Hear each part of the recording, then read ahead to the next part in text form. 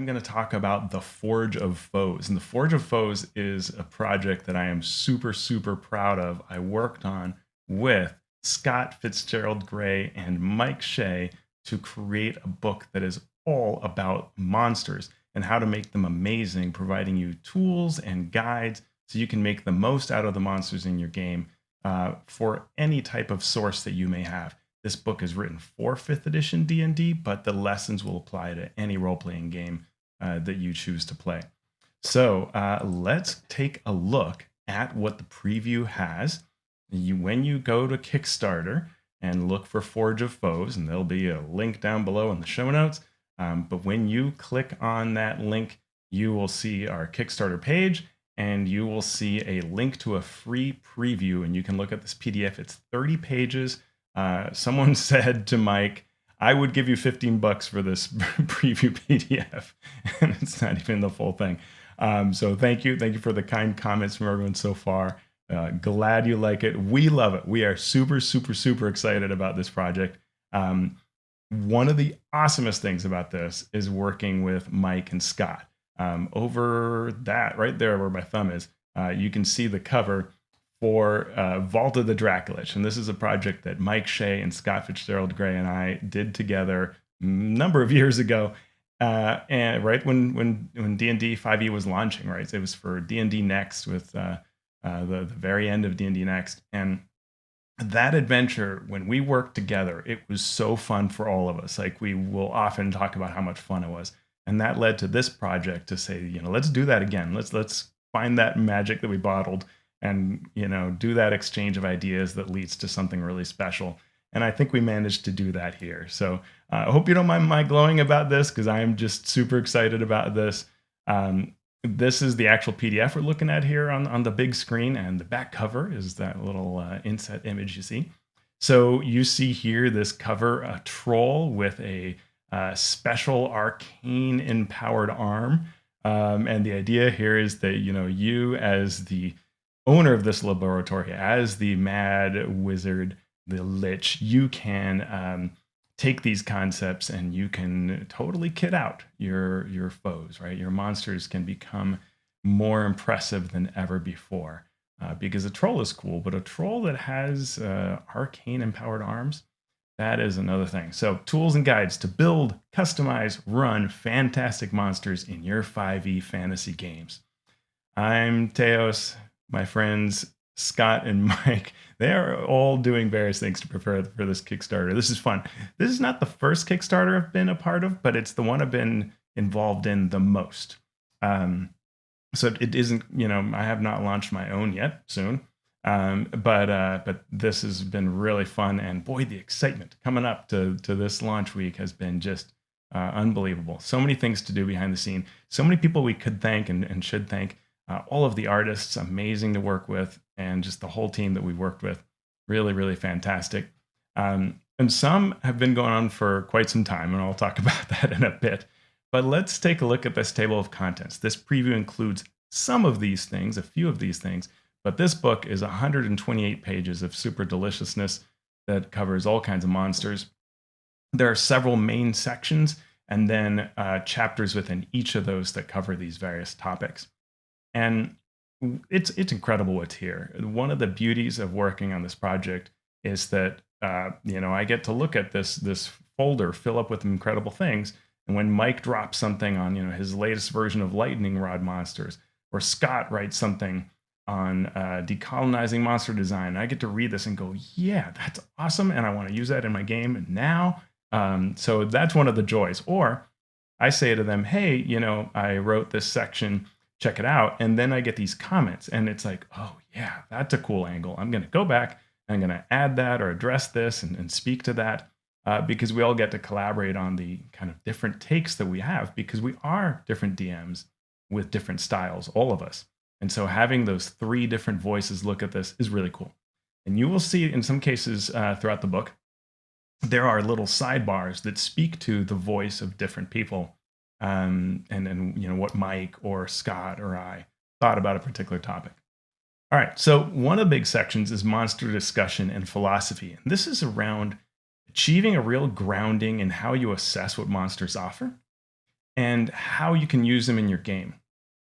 So, for example, understanding 5e monster design is one of the ones that I looked at, where I really look at what does the Dungeon Master's Guide tell us about building a monster, and what maybe should it tell us that it doesn't? What is it telling us that skews monster design a particular way for both good and ill? What should we do about that? What should we understand about it when we see a stat block, when we're running a monster at our table? What are those underpinnings of design that are important to recognize and work with? And how do we play within those constraints and against them?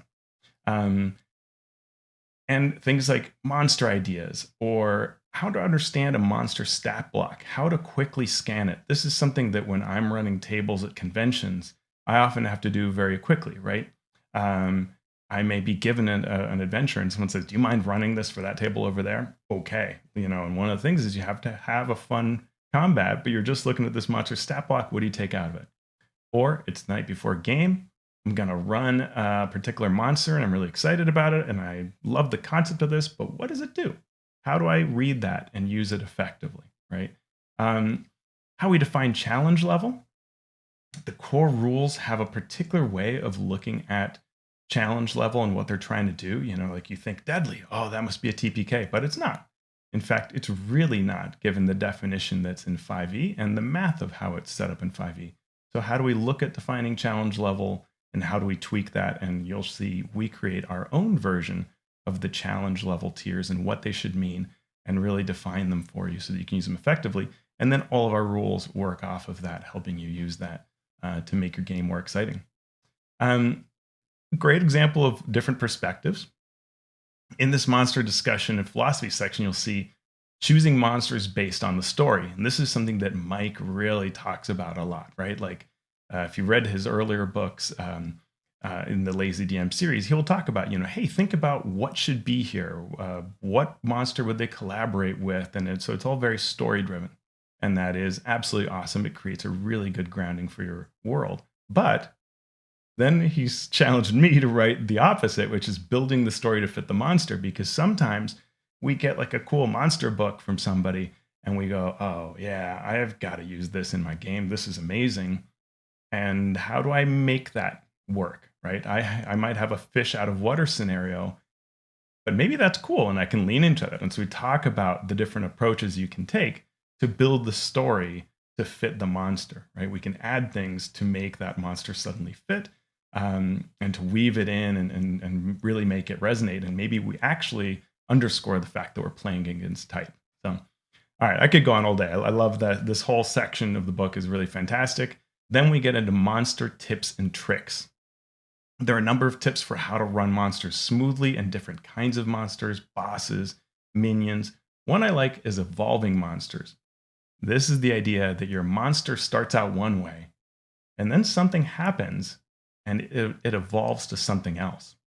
If you're familiar with 4th edition D&D, there was the concept of bloodied, and a lot of monsters would trigger off of that. There are other games that have done this kind of concept as well. It's not just that, but it speaks to that kind of idea where at certain points the monster may develop and may evolve in reaction to something. We talk about different scenarios for that will really surprise your players and excite you because you get to anticipate that this is going to happen. And when it comes to happen, you're going to be just so excited. And the player's going to go, wait, what? In fact, one of the things that I thought about in this chapter was I was playing an organized play game at one of the virtual weekends, and we had this huge kraken. And actually, sorry, it was a small kraken, or I mean, krakens are only but so small, but it was a kraken. It was, it was not gargantuan. It was maybe huge or something. And it was kind of chained up, part of a ritual. And so we're fighting it. And then all of a sudden it breaks its chains and it molts, and sort of it's like chunks of its carapace come off and it grows in size. And we were all so surprised as players, right? And then we tear into it with added resolve, and we finally triumph. And we said to the DM, that was awesome. And he said, yeah, you guys were having an easy time of it, so I made that up. And I was like, oh, that should have been in the adventure, because this was great. It was really cool. And so those are the kind of ideas that evolving monsters go into. You will also find in there a story from the first D&D Open that I worked on. and how I used an evolving monster to great effect, to where players would really react to the evolution. In fact, in this case, it was evolving to become less of a threat. And so you get to read about that. Um, uh, Talking about reskinning monsters and how we can take different steps and iterative approach to reskinning monsters. Lightning rod monsters is something that Mike's talked about on his blog, and he takes that and refines that idea. How we can make players feel so good about taking out certain monsters when we're actually sort of getting them to do that so that they expend resources, feel good, and now they're going to fight another challenge where they don't now have those abilities that they used up on this lightning rod monster. It's a really clever device. Modifying monsters before and during combat. How to use monster abilities with theater of the mind. Monster combinations, and this speaks to the idea that we often, when we're creating an encounter, especially the more homebrew of an approach we are, where we're creating our own world and we're okay, we're going through the jungle and I kind of want to have this kind of a fight, or I'm in the Goblin Warren and this is kind of what it should feel like. We often have this concept of like, well, it's 4 equal creatures, or it's 6 very weak creatures, or it's a boss and 2 minions, or it's a boss and a lieutenant and 3 flunkies, right? Like that kind of concept. So we look at these combinations, and in fact, using the information in the defining challenge section, we pull that all together so that you have an actual table that you can quickly pick from. You say, my characters are average level X. I can take 2 creatures of this CR and 1 creature of that CR, and I've got my boss and 2 sidekicks encounter, and I'm ready to go. Or I've got a group of 5 creatures, or I have 1 really strong creature and several weak ones. And so all of that is covered in a table that you can quickly look at and have that ready to go challenge. Lots of advice here. Spellcasting monsters, understanding the action economy is one I really enjoy. Just some really neat sections here. And then we get monster toolkits. I feel like I could say every section is my favorite section. This is one of them that I just absolutely adore.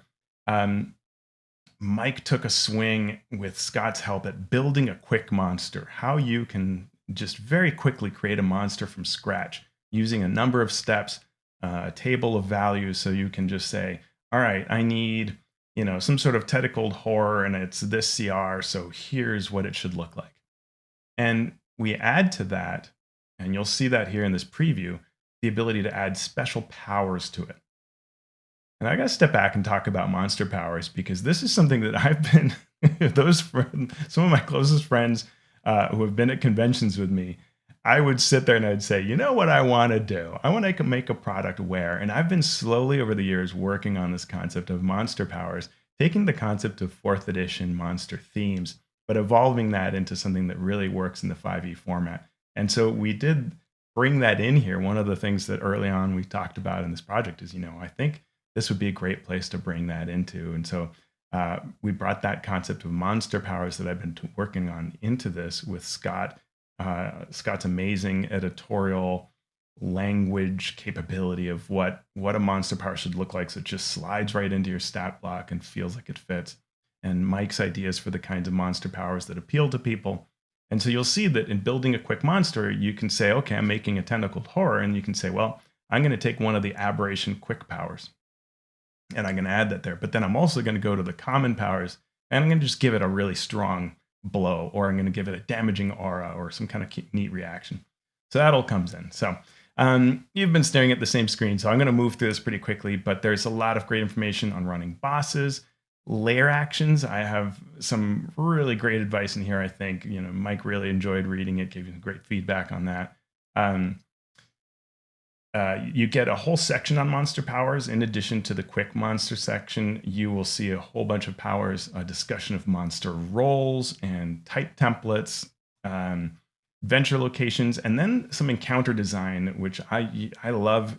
Amazing scenes. Like, to me, a great scene is what creates such great play at the table. So how to look at a published encounter and know what that's telling you and how to make the most of it, how to recognize that it's not going to work for your group particularly well, and then what to do about it based on what your group likes. How to challenge high-level players, right? High-level characters. Creating environments that are engaging. They're going to excite your group, that are going to reflect the monsters, play off of the monsters, create neat synergies.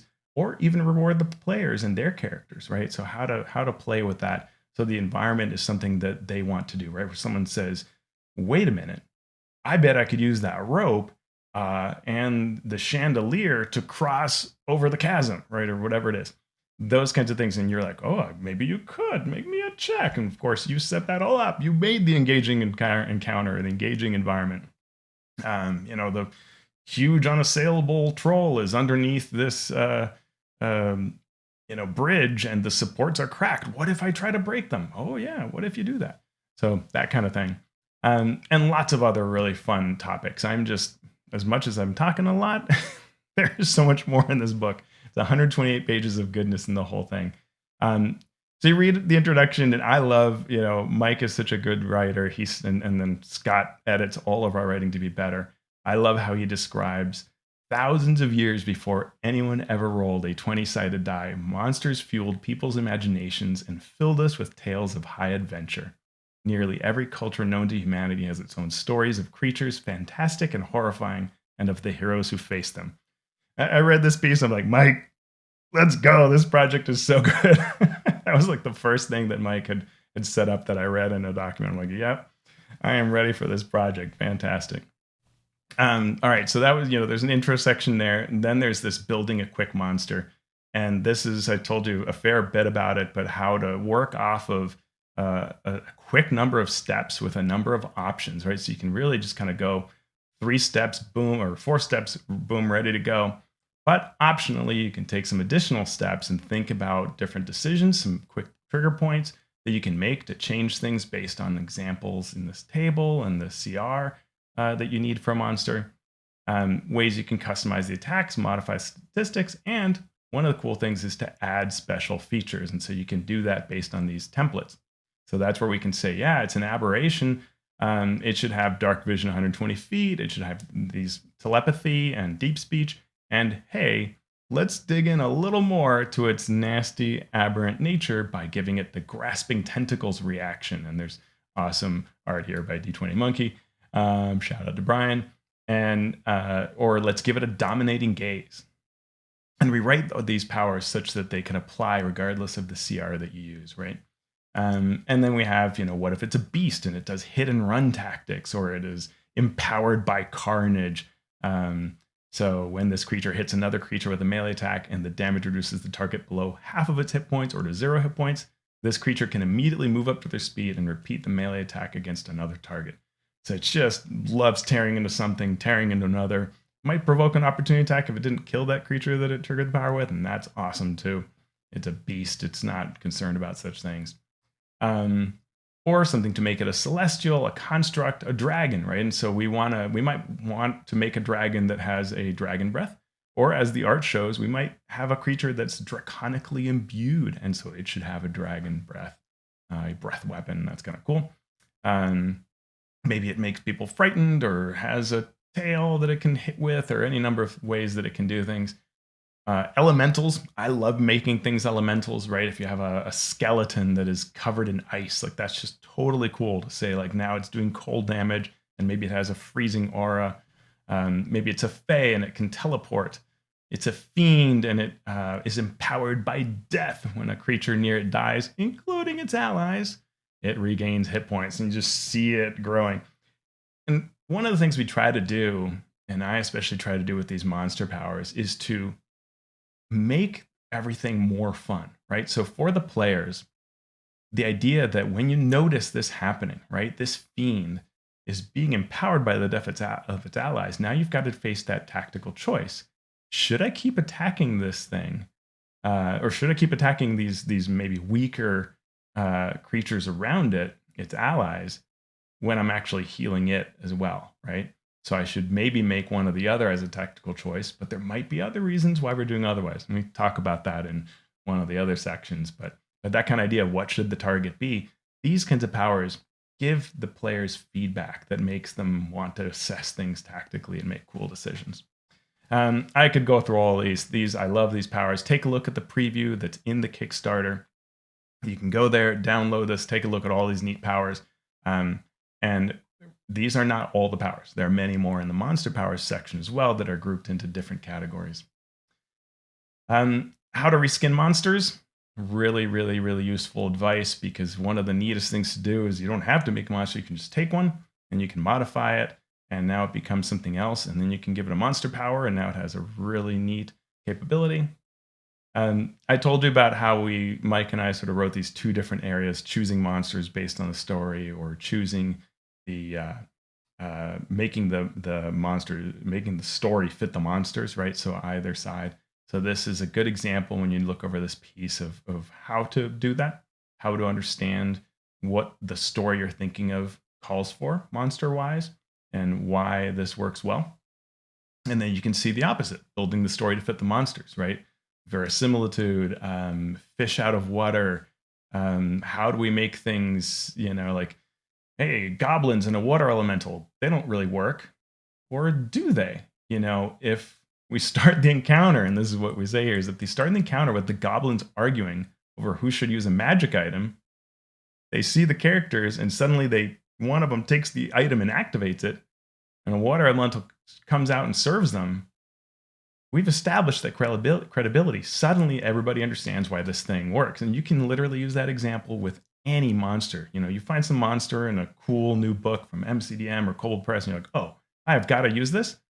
Well, what if these goblins summon it? Sure. Suddenly that credibility is there. And we talk about a lot of different options for establishing that and making that work. Surprising the players. So, Scott's has some advice for fish out of water scenarios. Mike talks about how to change up stereotypes, how that can work. Creating a mini biome. Creatures are on a mission. They're here. Story within a story. We give you lots of good examples for that. A whole section on building engaging encounters and how to make it so that when you drop that encounter on the table, you explain that scene, you set out those minis, you roll initiative. Everybody goes, oh, yeah, I am not on my phone. I am engaging with this thing, and I'm talking to the other players at the table about, we should try this thing, we should do that. You go over there, I'll go over here. Those are my favorite encounters. And so this advice really speaks to how to create that kind of engaging encounter that gets everybody really interested in interacting with the terrain, the story elements, surprising or unexpected or intriguing aspects in the encounter. And we give you lots of examples here, including the young kraken that might molt shedding their skin, right? So we borrow from what we find and what works, and we bring that into our games. Too good to be true, right? Like you walk into that garden in the middle of a dungeon. Wait a minute, that can't be real. And it's cool that the players think that can't be real, because they're going to interact with that to figure out why there's sunlight and what should be an underground area. So, yeah. So that's fun. We talk about that, how to create engaging environments. You'll see that in this preview section. I love that there are these really neat ideas of 15 engaging environments. A slip and slide. I used that once in Adventure. It's fantastic. The alchemical laboratory. The try to stay dry when an area is filling with water. A marketplace brawl, and all kinds of things are happening in it. Whatever, any miss might cause something to happen, right? So just really cool things. There are pits, and anybody can push someone else. Either side, players or monsters, could choose to push someone into the pit, right? Lots of neat ideas like this. Building spellcasting monsters rounds out your preview here. So that is my walkthrough of the preview. I hope you enjoyed that. I hope that you will back Forge of Foes. We have put so much work into this.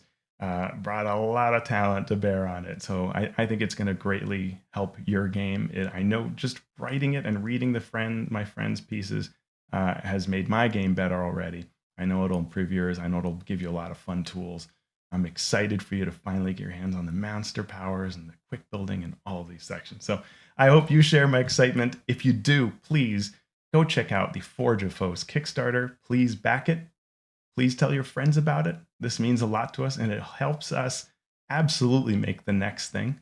In fact, I'm excited to talk about what some of the next things can be if this project does well. So thank you so much for taking a look at Forge of Foes.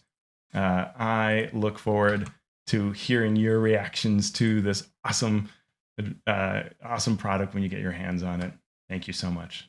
Take care.